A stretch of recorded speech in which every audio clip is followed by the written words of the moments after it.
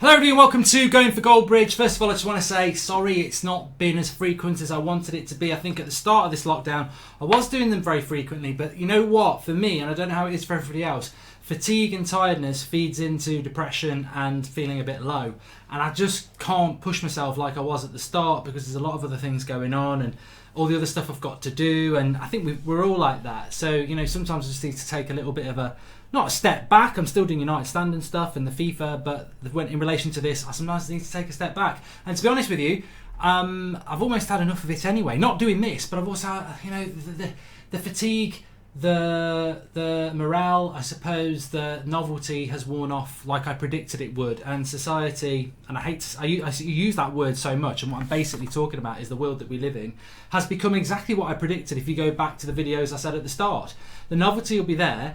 People will be nice, and after 3 or 4 weeks we'll go back to being the arseholes that we were before, finding fault in everything in the unprecedented times.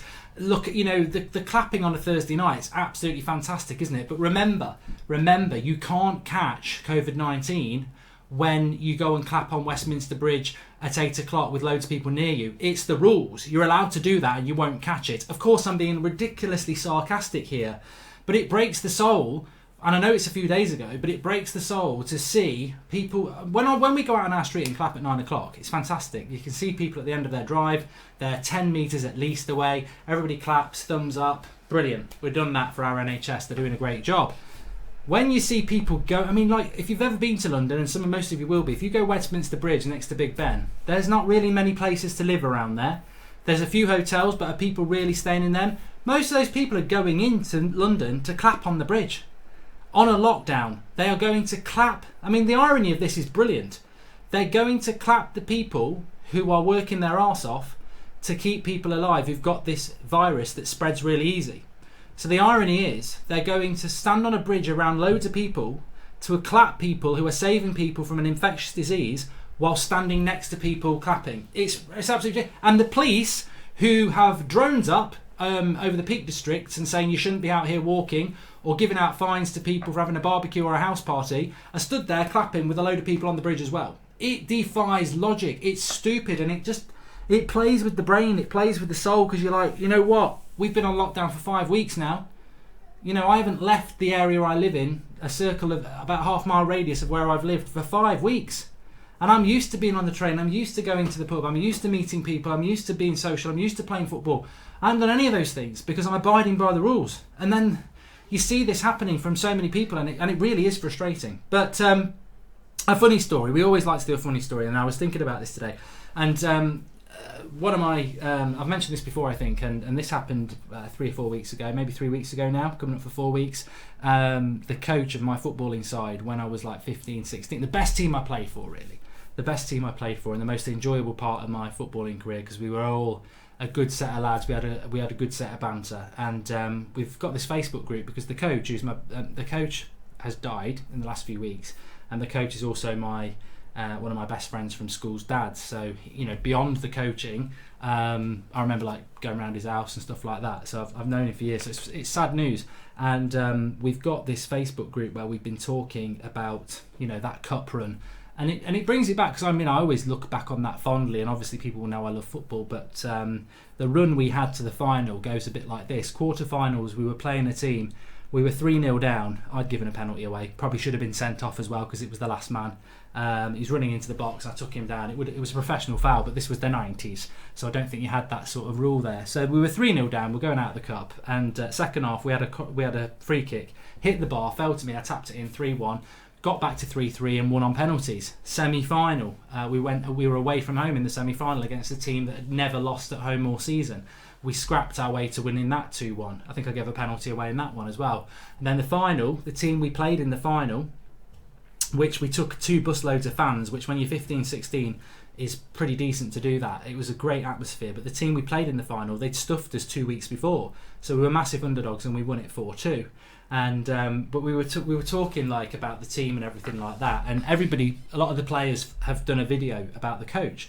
So I was watching the lad who used to play centre back with me, and he was talking back about it, and he was saying, you know, played a lot of football through my life, but I always look back on that as the best thing, because you're younger, you look back at it more fondly. The set of lads we had, he said, I used to play next, my centre-back partner used to play there, and, you know, we're all good players, but maybe some of us thought we were a little bit better than we were, and, you know, he had trials, and I can't remember who, and then somebody in the group said, did you have trials? I said, yeah, and I said, I had trials at Northampton Town, and they said, the lad who used to play at right back used to think he was going to be a professional as well, didn't he? I said, yeah, I'll tell you a funny story, and this was in the Facebook groups there. I said, yeah, so I had my trial at Northampton Town, and it was on a Sunday morning, and, you know, like, I think I've said before, I wasn't the most confident of person, so I sort of wanted a security blanket.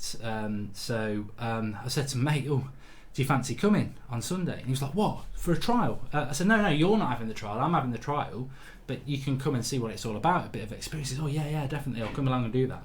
So anyway, we get there to the trial, and it was bloody hard. I mean, the first 5 minutes, the right back was out of position, funnily enough. My mate wouldn't have been out of position. And I had to dive across to block this shot. And as I stretched, the shot he hit went straight in my knackers. And anyone who's ever had that, when I say this, I wanted to get in the car and go home. I didn't care about my trials. People say, oh, it's a once in a lifetime opportunity.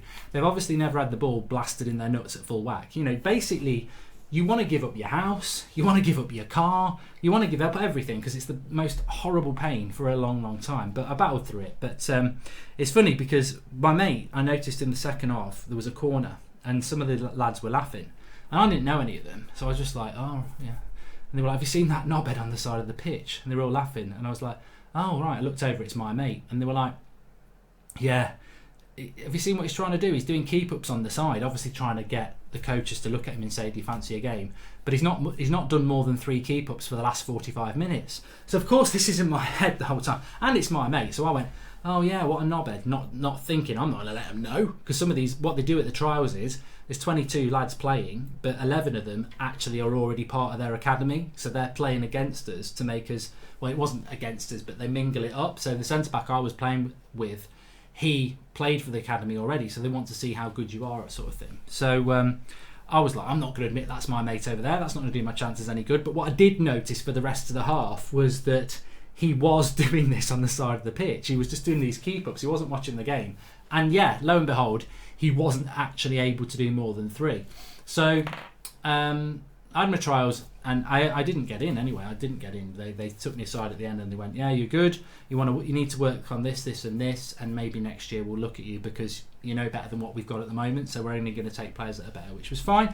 I wasn't really a centre back anyway, so I said up yours. No, I didn't really, but I thought it anyway. On the way in the car, on the way back, I was telling my mate about it, and he was like, oh God, was I that bad? I said, mate, it looked bloody obvious. I said, do you want to come to the trials? And I thought you'd come in your jeans and a jumper. I didn't realise you were going to come in your full kit. Like, he had a Forest kit on, and he was on the side doing these keep-ups. And I was like, you look like a complete prat, and you crap at keep-ups anyway.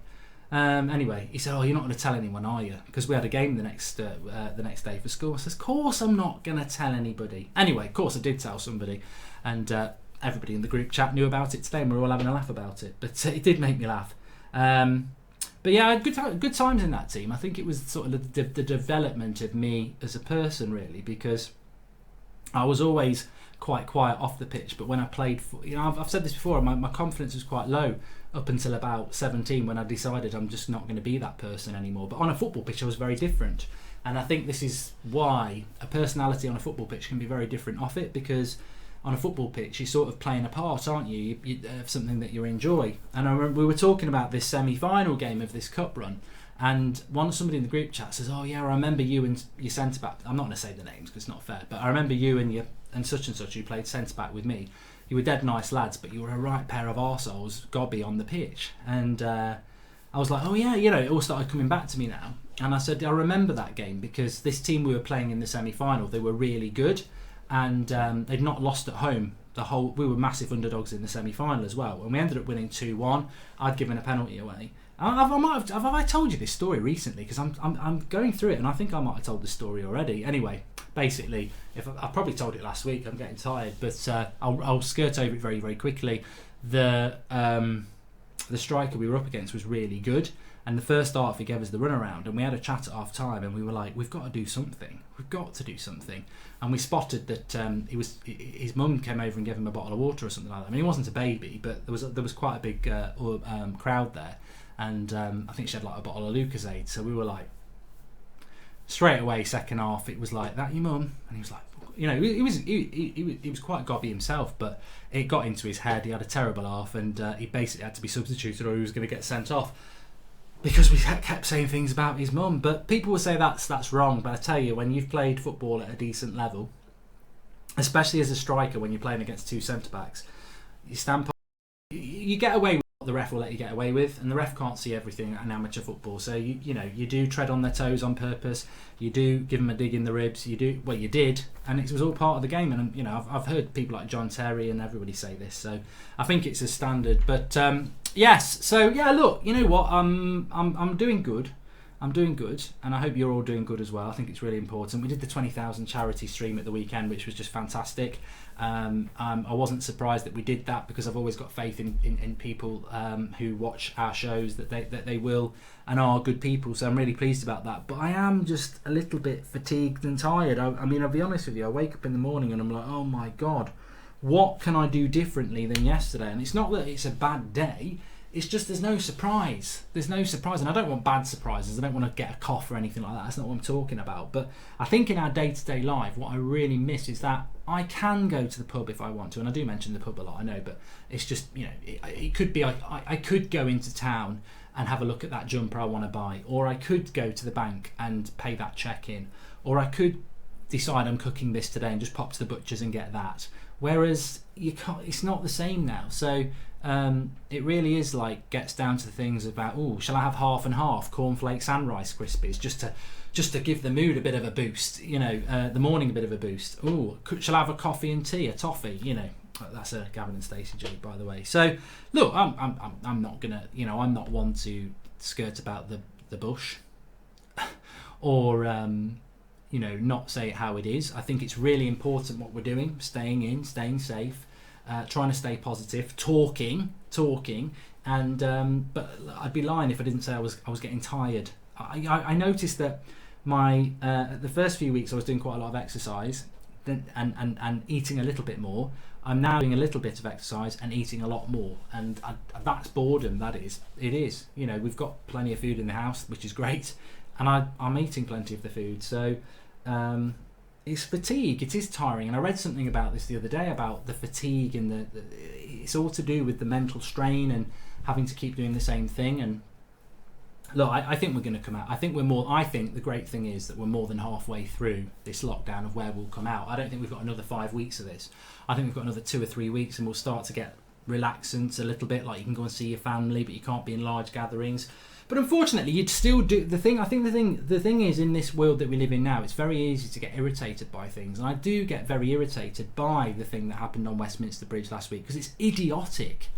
It's absolutely, you're basically applauding people doing their job, but then doing the one thing that might mean they've got to do more of their job, and we've got to stay in more.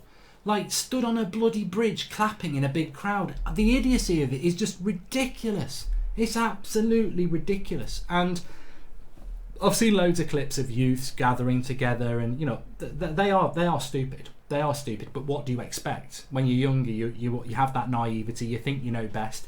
You think you're not going to get it, and you don't actually think that 7 or 8 of you mates all together from 7 or 8 different households, if one of you've got it, you spread it around your 7 or 8 mates who go back to 7 or 8 households, spread it all around there, and suddenly that one person has spread it to 50, 60, 70 people. But they don't think like that, because they want to go and meet their mates, tell their shit jokes, try and get a bit of one-upmanship and act like the bunch of prats that they are. But you expect that. But I see it a little bit more when I go out for a walk, when I'm taking the lad out for a walk in the morning. You see more cars on the drives, you see more cars on the road, you see more people just seeming to be going about their normal business.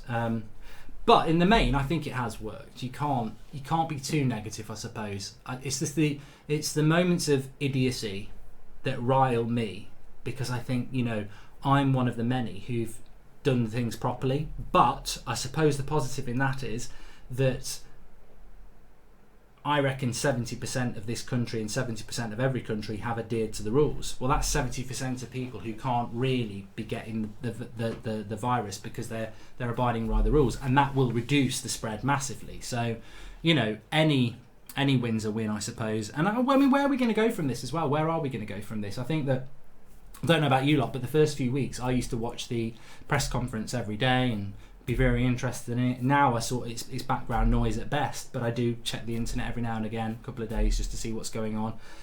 I don't know what the way out is. I think that vaccine is the way forward, and hopefully the ones that they're going to do in Oxford University will lead to something very, very quickly.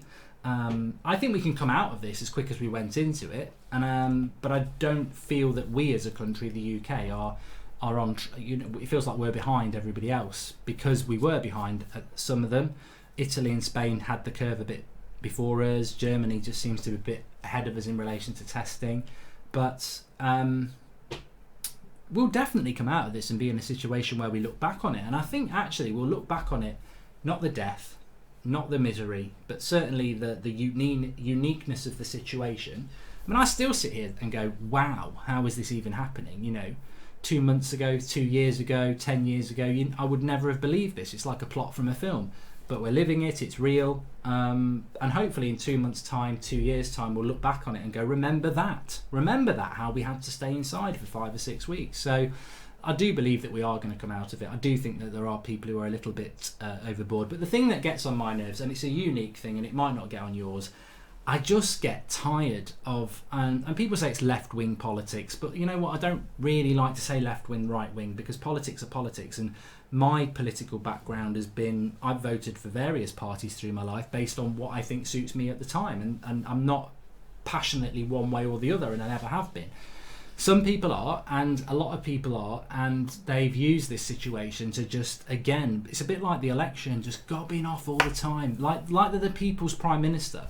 And I feel like going, look, you lost an election 2 or 3 months ago. You're not changing who's in power now. So you're just gobbing off and promoting your opinions, which is absolutely fine. But it does, I've had to mute a lot of these people, and I do respect a lot of their opinions normally, but I've had to mute them because I'm like bored. I just feel that there has been a lot of mistakes made. I totally take that on board. And those mistakes probably, no doubt, have lost lives. But I don't think there was a scenario out there that was not going to do that. We were going to lose lives no matter what. And also, I don't think there was a scenario where mistakes weren't going to be made, because it's unprecedented.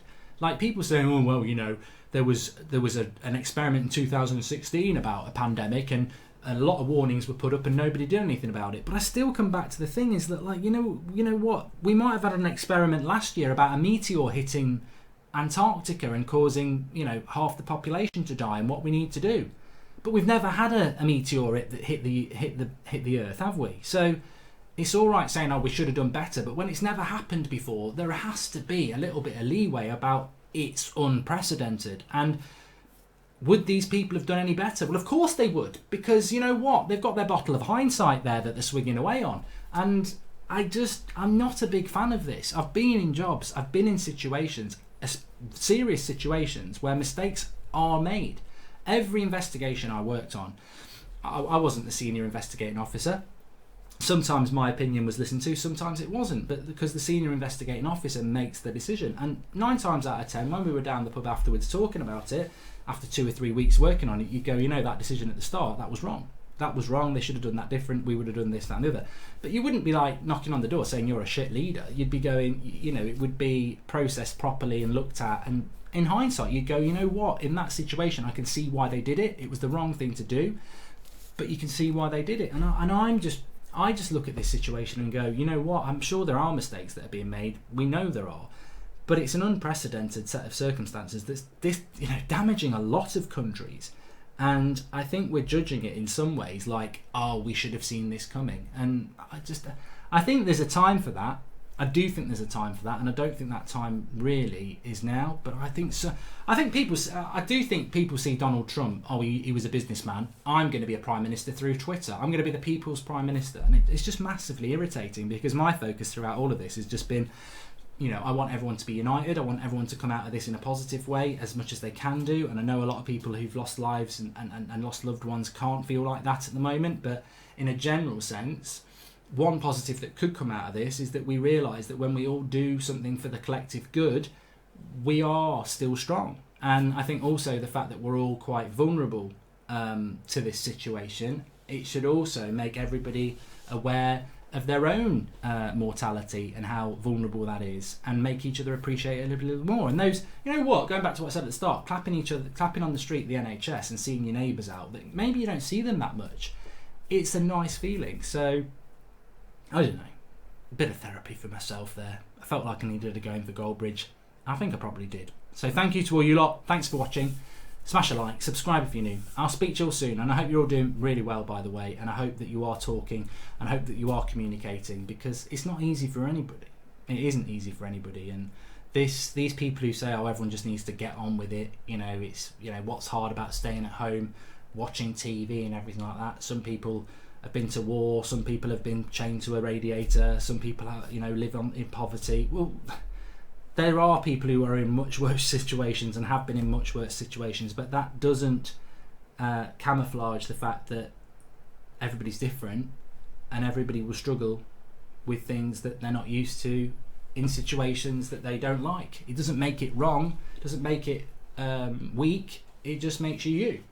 So keep talking, keep trying to find the positives, and stay safe. Thanks for watching, speak to you all soon.